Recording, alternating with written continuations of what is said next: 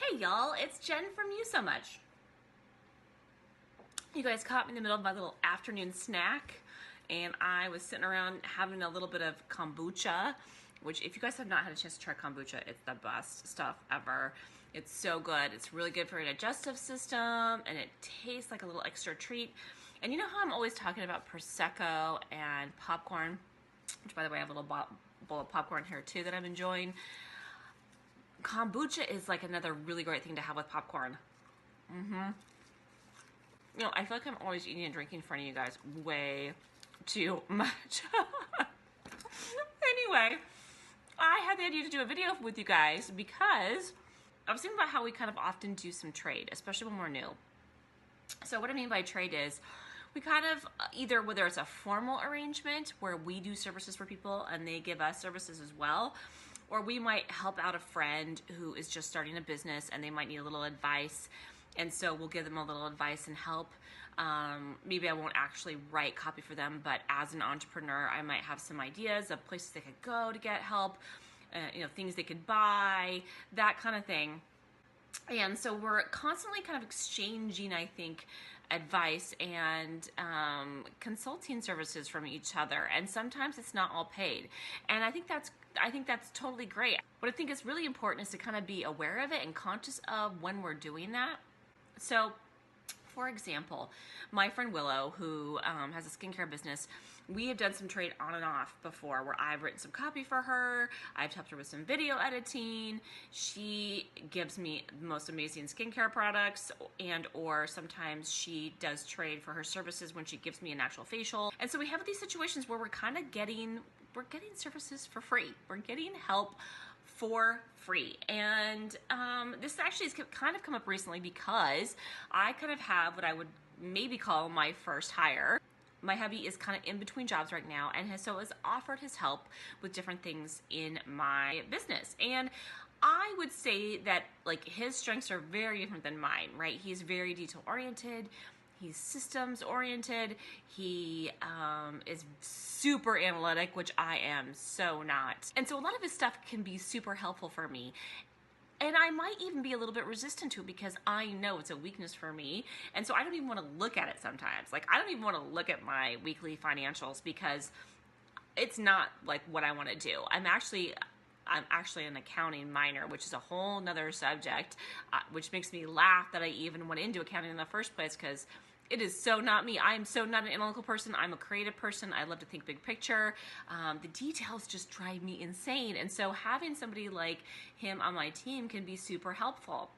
And so I think it's important as entrepreneurs, as business owners, that we actually sort of think about this, because I think some people that I know that I've talked to have gotten themselves into a cycle where they're constantly doing a lot of trade and it's not really trade that they want to be doing, and it's just taking up more time than is necessary. I think a lot of us who are doing a lot of networking can get caught in that trap too, where we're doing a lot of networking because we think it's helpful, but then we get so busy networking we don't even have time to actually do our services, to actually give value to our customers and do the things that they're paying for, right? You can really get caught up in all this trade and networking and all this stuff. I think for me, it's important that I take the time to make sure that I'm doing this in a strategic way that makes sense for my business. So one of the things that I think is super important is that when we are accepting trade, that it's really just trade for things that we would pay for normally anyway. So for example, with Willow, you know, this is something I would pay for. So the fact that I'm actually able to provide her copy that she can really use for her websites, I would pay for her skincare services, I would pay for her skincare products. And so it's a win-win for us, because rather than paying for it and then all that money that would normally, you know, some of that money would normally go into taxes and whatnot, we are just able to exchange services, and it makes a lot of sense for both of us, right? But if you're accepting trade in a situation where maybe you are doing a favor for a friend and you're accepting their services in exchange for yours, but if you're not really valuing what it is that you're getting from them, then you may not be bringing your best work to them. And you may be finding yourself a little bit resentful when you have to sit down and do the work for them, because you're like, this is like a trade thing, and this is something I don't really value. I don't really need what she has to offer me. And so I really challenge you to think about that. If you're doing any kind of a trade thing, like, is it something I would normally pay for? And if it is, then it's like money. It's like money in the bank. Maybe even more money in the bank than you would normally have because of, again, the taxes and all that stuff. So if it is something that you would normally pay for, then you should treat it like money and not be resentful of the fact that you're doing work for this person for free, right? Because it's not free. It's not free. It's something that's valuable to you. If it's not valuable to you, then you might be bringing an energy that's sort of resentful to the work that you're giving them, and then you're not representing them with the best possible work. And I know a lot of entrepreneurs who absolutely won't do any trade because that's their philosophy, is they feel like if they're getting money from that person, they're much more likely to bring their best to them, and just energetically for them, it makes more sense. I was also thinking about this because I have actually quite a few people that I kind of feel like I've gotten some great advice from in the past. Quite a few mentors and coaches that have done some trade with me. Or like, for example, my friend Jay, he does some ongoing coaching with me kind of indefinitely. There's no formal arrangement. It's almost like it's part friendship, but really more like he really wants to help me, and helping me gives him value in a different way. Like Evan, we've done some trade back and forth in the past. And there's a gal in one of my chicks groups that we've done a little trade. I've done some copy for her, and she's done a little coaching for me. She's kind of a career coach, but also has a drumming exercises and vision exercises that she leads you through, and it's pretty amazing. And so I've had the benefit and the pleasure of having some really amazing people give me advice and coaching. And I'm just so grateful that I've had this opportunity to get this great insight from all these different people. And I feel like it's really almost like, the universe is sort of pushing me along and saying, you could do this. Here's some more help in this area that you need it. And then here's some more help in this other area that you need it.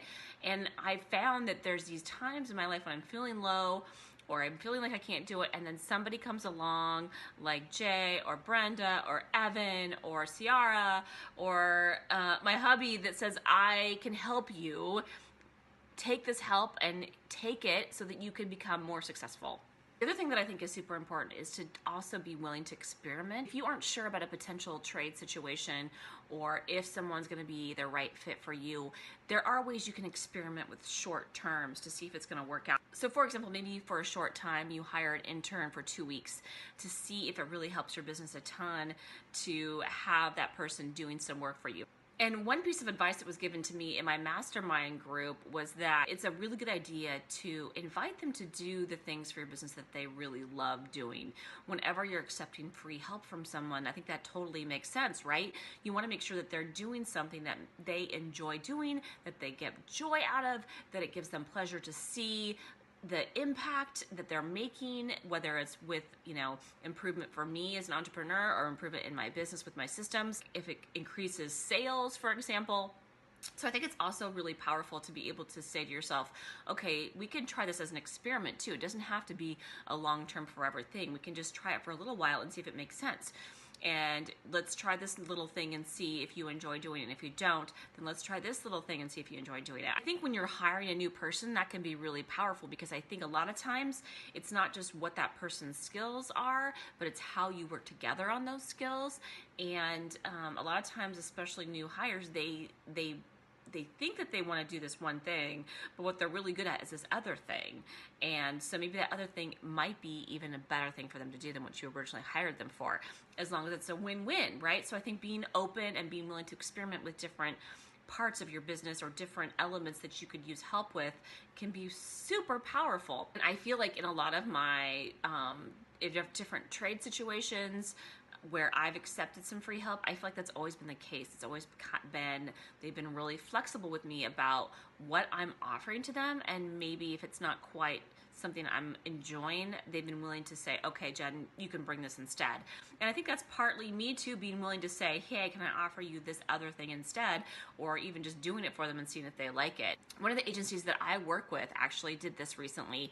He has a client that really could use a freshen up of their website.